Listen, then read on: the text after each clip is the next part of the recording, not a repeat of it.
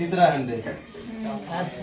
देखो विलोपन विधि, ध्यान देना थोड़ा सा, अल्लाह बंद। विलोपन विधि से हल करना है। एक समीकरण हम लेते हैं, समीकरण दे दिया, मान लो 3x प्लस 2y बराबर 8, 2x प्लस 5y बराबर मान लो 9 दे दिया। ये समीकरण फर्स्ट, ये समीकरण सेकेंड, ठीक। दो समीकरण है, ये दोनों समीकरण को इसमें कह रहा है क्या, विलोपन विधि से हल करें और x और y का मान ज्ञात करें, ठीक ना। अभी इसे हम हल भी करेंगे और इसका जांच भी हम करेंगे, ठीक। दोनों हम करने के लिए सीखेंगे। तो देखना, तो हम लेते हैं ये दोनों समीकरण को, इसको हल करना है ना। अरे जब हमें हल करना है तो इसमें से सबसे पहले इसको हम लुप्तीकरण विधि भी कह देते हैं। लुप्तीकरण विधि क्या होता है, विलोपन विधि भी वही और लुप्तीकरण विधि भी वही। लुप्तीकरण मतलब लुप्त कर देते हैं। क्या कर देते हैं, लुप्त कर देते हैं। किसी एक को, चाहे x को लुप्त कर देंगे चाहे y को लुप्त कर देंगे, दोनों में से किसी एक को लुप्त कर देंगे। क्या कर देंगे, लुप्त कर देंगे। तो देखो किसे लुप्त करना है, तो देखो x के आगे अगर मान लो पहले हम x को ही लुप्त करते हैं, किसको, x को लुप्त करते हैं, तो x के आगे कितना है, 2 है ना। तो ये समीकरण सेकंड में 2 है, तो ये समीकरण फर्स्ट में 2 से गुना कर देंगे, कर दिए।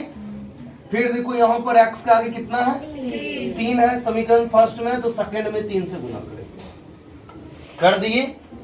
कोई दिक्कत है, हम क्या किए देखना, पहले समीकरण फर्स्ट में 2 से गुना कर रहे हैं और समीकरण सेकंड में 3 से गुना कर रहे हैं ना।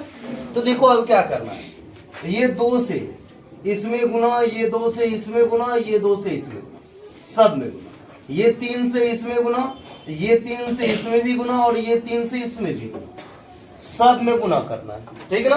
तो गुना करते हैं, 3 गुना 6, x है तो x, प्लस है तो प्लस, 2 दूना 4, y है तो y इक्वल टू 8 दूना 16 हुआ ना। अब देखना ये दोनों गुना करते हैं, 3 दूना 6, x है तो x, प्लस है तो प्लस, 5 दिया 15, y है तो y और 9 दिया 27, हो गया ना। समझ में आया या नहीं आया, देखो इसके आगे कुछ नहीं तो प्लस है, जैसे भाग में बता रहे थे ना। हाँ, जिसको बार बार हम कह रहे हैं, जिस किसी को भी अगर भाग नहीं आ रहा है बनाने, तो वीडियो एक बार देख लेना, पीछे वाला वीडियो, ठीक ना। पीछे वाली वीडियो में तुमको भाग को बढ़िया से एक्सप्लेन किए हैं, ठीक ना। तो वो निकाल के देख लेना, बढ़िया से समझ में आ जाएगा, ठीक है ना। हाँ चलो, तो इसके आगे प्लस है तो हम यहाँ माइनस देंगे, पता है ना, माइनस देंगे। फिर यहाँ भी प्लस है तो क्या देंगे, यहाँ भी प्लस है, यहाँ भी क्या है तो माइनस देंगे। तो यहाँ लिखेंगे घटाने पर, घटाने पर। तो देखो एक प्लस और एक माइनस, देखो प्लस माइनस, 6x में 6x माइनस होगा तो कितना आएगा, 0। क्या आएगा, 0 आएगा। देखना प्लस माइनस माइनस, 15 में से 4 को घटाते हैं, शांत हो जा, 11, y है तो y, लेकिन देख रहे हैं बड़ा में माइनस है तो इसलिए माइनस नहीं दे दिए माइनस।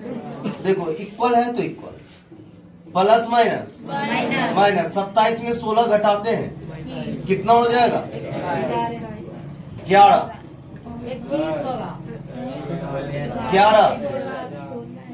देखो बड़ा में माइनस है कि बड़ा माइनस है, तो यहाँ माइनस देंगे। ये गया 11 कटा, तो y बराबर कितने बार में कटेगा, ये एक बार में ही ना, तो y बराबर 1 आया। समझ में आया। अब हम लिखते हैं y का मान समीकरण फर्स्ट में रख दो या तो सेकंड में रख दो, समीकरण फर्स्ट में ही रखते हैं। समीकरण फर्स्ट में रखने पर y का मान किस में रखने पर, समीकरण फर्स्ट में रखने पर, तो y का मान समीकरण फर्स्ट में रख देते हैं। तो यहाँ पे है 3x plus 2y equal to 8, समीकरण फर्स्ट, यही ना। किसका मान रखने पर? y का मान किस में रखने पर? समीकरण। दिमाग लगाया कर, अब बोला करो, ठीक है ना? समझ गई ना? शांति से बैठने से कुछ नहीं होगा। देखो y का मान किस में रखने पर? समीकरण फर्स्ट हम लिख दिए, y का मान रखेंगे इसमें ना, तो देखो 3x है तो 3x प्लस 2 है तो 2 इंटू वाई, वाई का वैल्यू कितना? 1 इक्वल टू कितना? 8, यही ना? तो 3x plus 2 Ekam 2 equal to 8। तो यहाँ पर देखो, यहाँ लिख रहे हैं 3x है तो 3x अब बराबर, ये देखो 8 है तो 8, ही प्लस में रहा तो माइनस में 2, तो 3x इक्वल टू 8 में 2 घटेगा तो 6, ठीक ना? फिर देखो x बराबर ये 6 गुना में इधर है तो भाग में 3 दूना 6, अर्थात x का वैल्यू आ गया 2। नहीं आ रहा है। x का वैल्यू क्या आ गया? 2। भी नहीं आ रहा है। ये नहीं आ रहा? आ रहा होगा। आ गया ठीक। नहीं आ रहा। हल्का सा छोटा छोटा ये आ रहा है ना? हाँ यार देखो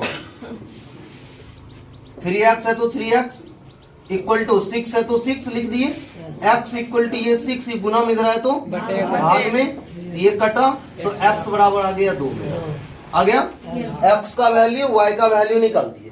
हमको यही निकालना था, कौन सा विधि में? विलोपन विधि से इसको हल करने के लिए कह रहा था, और कह रहा था x और y का मान निकालने के लिए, तो x और y का मान हम निकाल चुके हैं, लेकिन अब हम ये बनाए हैं, ठीक ना? इसमें कंफ्यूजन रहता है बच्चे को, ठीक ना? कि सही है कि गलत है, टीचर की आवश्यकता होती है, टीचर को दिखाना पड़ता है, हाँ होता है ना? तो हम पहले इसका जांच कर लेते हैं, ठीक है ना? तो जांच, ठीक है? देखो जांच करते हैं, तो जांच में हमको दे रहा है 3x plus 2y equal to 8, समीकरण फर्स्ट, इसका जांच करते हैं। 3 है तो 3, x का वैल्यू कितना आया है? 2, तो x की जगह पर 2 दे देते हैं, प्लस है तो प्लस y, बीच में कुछ नहीं तो गुना ही है ना, गुना। y का वैल्यू कितना आया है? 1 इक्वल टू कितना? 8, तो 3 दूना 6 और प्लस 2 एकम 2 इक्वल टू 8, 6 में 2 जोड़ देंगे कितना? 8 बराबर 8 ना है रे, 8 बराबर 8 हो गया, काटेंगे तो 1 आ जाएगा, हाँ?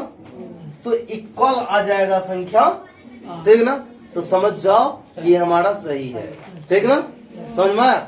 यही जांच है। हम समीकरण सेकेंड का भी जांच कर सकते हैं इसी भी तरह, 2x plus 5y equal to 9, ये समीकरण सेकेंड है ना? तो समीकरण सेकेंड में यहाँ देखो 2 और x का वैल्यू कितना आया है? 2 है, प्लस है तो प्लस 5 इंटू y का वैल्यू 1 इक्वल टू 9, तो 2 दूना 4, यहाँ मल्टीप्लाई हो रहा है ना, तो 4 प्लस 5 एकम 5 इक्वल टू 9, 5 4 9 बराबर 9। देखो दोनों सेम आया ना, इसको हम जांच बोलेंगे, ठीक ना?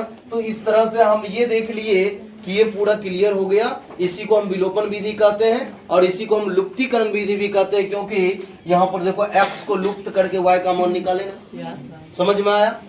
x को लुप्त किया और किसका मान निकाले? y का मान निकाले, इसलिए इसको हम लुप्तीकरण विधि के नाम से भी जानते। समझ में आया? Yes sir. या नहीं आया? किसी को कोई दिक्कत नहीं ना? हाँ? तो अभी हम देखते हैं सबसे पहले समीकरण सॉल्व करने वाला चीज।